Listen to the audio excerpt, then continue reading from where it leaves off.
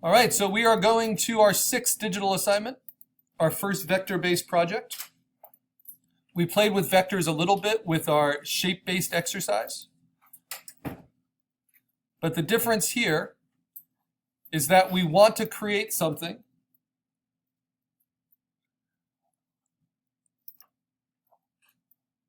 that works as clearly and as simply and as versatilely as possible, just as cutouts of black and white or black shapes. Notice how this is black as a PNG on a gray background, which means on a red website, red would be behind it. On a white website, white would be behind it. And then we'll do a color version, and we'll play with different ways we can do that. Now, we are doing something where we are recycling an existing logo. So that's something I kind of tried to do here. I took the KFC logo, and I wanted to make it a zombie. And you get a black and white, or just a black cutout of it. And though you could do lots with the zombie, right? You could have lots of like torn flesh and dripping gums and lots of shading and lots of detail. That's not what logos are about. They need to be as versatile and as clear and clean as possible. So every edge is sharp, everything's carefully considered, and then you can mess with it. So we can add effects like drop shadows and glows. We can color it. We can put, some container around it, so on and so on. So a simple thing like this that might be drawn as a raster file can get cleaned up in Illustrator to be really specific. And then we can add color in a variety of ways, either in Photoshop with layer styles or in Illustrator itself with some of the different options. Last semester we did kind of coat of arms stuff. And this is kind of the process. So this is a good slide to end on before I get started, because even though our sketches are usually line-based, a finished vector has to be really recognized, or a finished logo has to be recognizable from a distance. So part of the process is deciding what gets filled in and what doesn't, right? Because here this is all based on line. Here there isn't really that much line left. It's just positive and negative space. Okay. So our theme for this semester, I always try to have a theme, is Earth Day, and trying to promote something that relates to caring for the earth, caring for animals, caring for nature, caring for the environment, caring for our water supply, recycling, repurposing, whatever it might be. And I had 2 ideas that I can approach. One is to use, and we're trying to recycle or at least be inspired by something that already exists in the logo kingdom. So this is taking logos from different oil companies.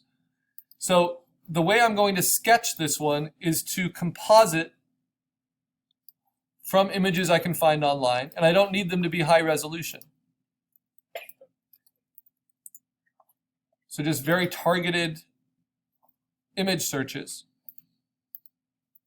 And I can try to make them large, but I'm not going to go larger than 10 megapixels or anything, because I'm just using this as a basis for something I'll create in Illustrator. So I can create a little reference folder here.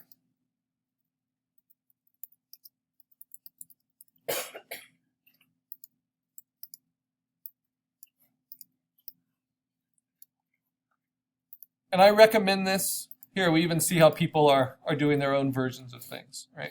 That's a nice idea. I hadn't thought of it. That'd be easier than this.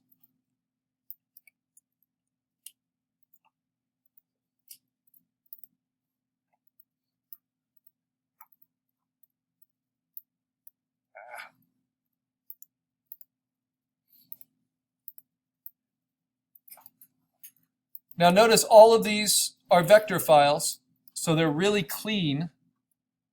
They're actually raster files on the website, but they're made from vector files, so they're extremely clean.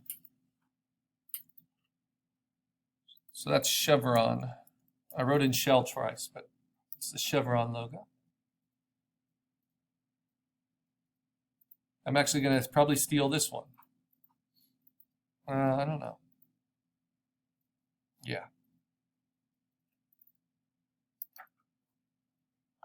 Very clean. Oh, it's already a PNG. Very nice. Oh, it's actually a vector file. Oh, interesting. An SVG. So instead,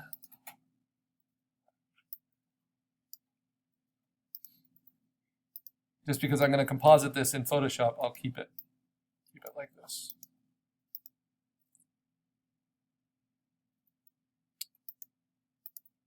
They're all vector files. So I'm going to move to the simpler one. Here we go, even though it's small. All right, and then lastly, one that's very big in the world, one of the largest oil companies in the world, but not one we see here, is Singapore Oil. That's the last of the four I wanted.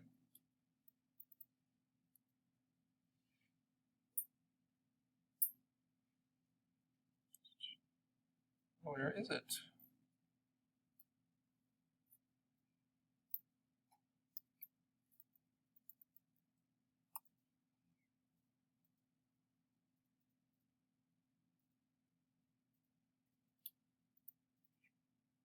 Huh.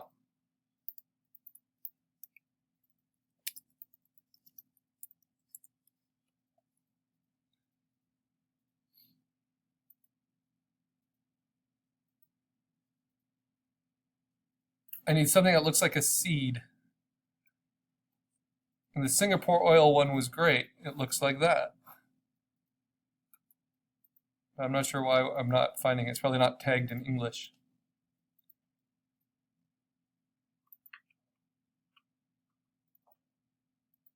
So this one will work. It's actually obviously inspired by the Singapore Oil one. So I don't waste time looking. All right.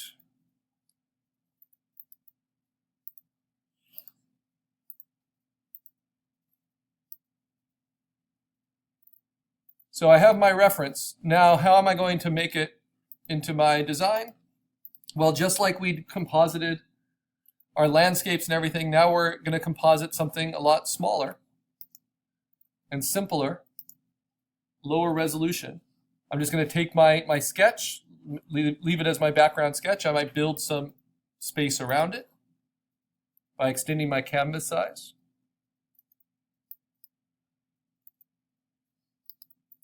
Right. And then bringing on the logos. And I don't need to worry about them getting distorted.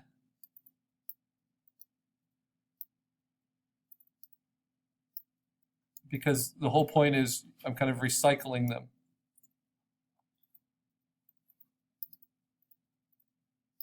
And I have an idea of where it's going to go, but then I want to make sure it works. Now this is a dynamic design, which means your eye is supposed to kind of flow across it.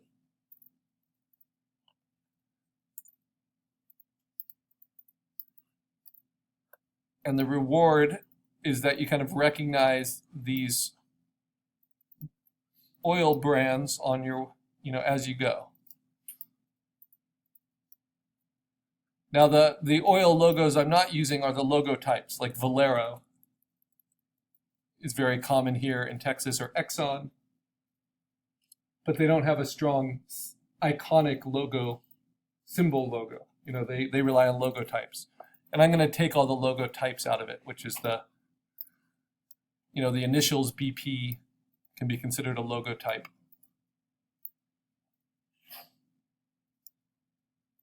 But I might tip this just slightly to make it more dynamic.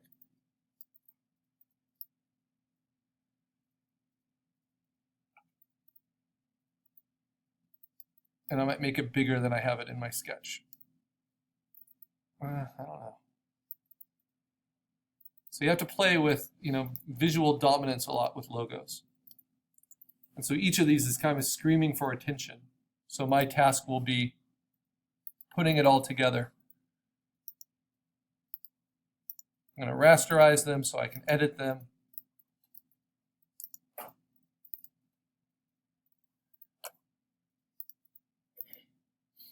And delete out, the whites.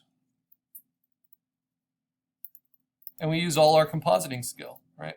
I don't want the letter forms. And then I'm going to add my own components within Illustrator.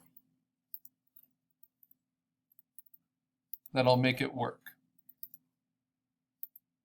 So that's one approach you can definitely do, especially if you're not as in love with your drawing or your sketch yet. You can find a way to composite it with elements that you do love. Or you can even use the shape tools that, like we learned in assignment, in exercise 2, to kind of clean it up. And lastly, this one.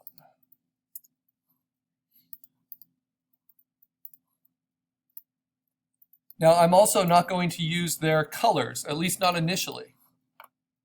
So what I'm going to do now is turn off the background. Right?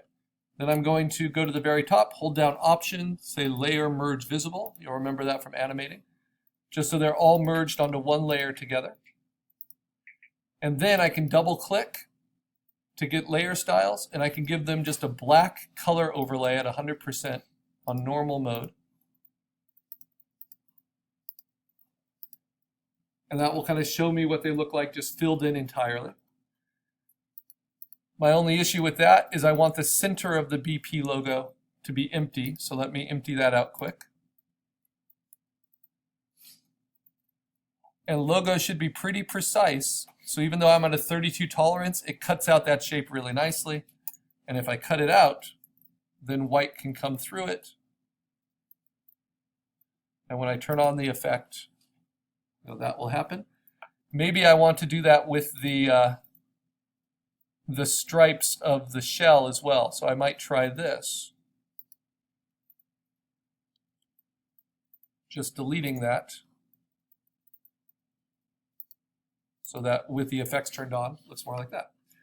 So those are the visual elements I might use. And now I have to kind of put in my sketch where I think it might be useful. Reposition some of these things. I'm going to make the shell a little bit bigger.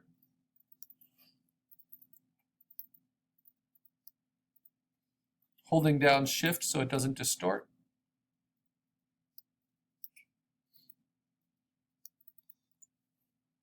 And I'm trying to keep it pretty straightforward. So basically a 45-degree angle, a 90-degree angle, straight up and down, so 180 degrees. And this one's just tilted a little bit. But I think it's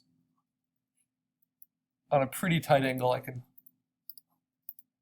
get that to line up on a 45-degree as well. So these kind of systems of organization are important for logo design, and we're going to see that once we are playing in Illustrator. Okay, now for my sketch, what elements do I want to play with?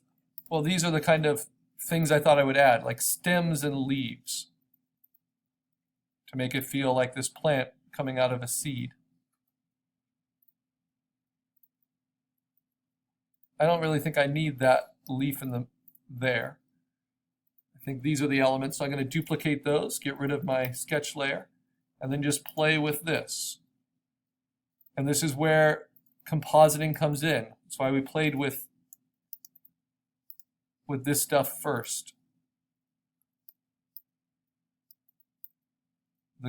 To me, one of the greatest benefits of digital imaging is the ability you have to experiment and to basically design on the fly, make things work.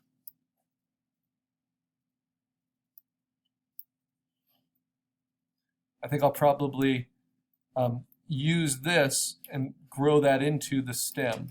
So I want that curve to feel like it connects. Yeah, we're getting there now.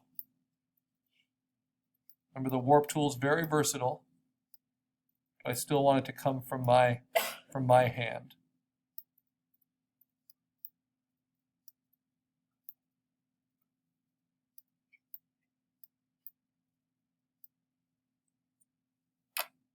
All right.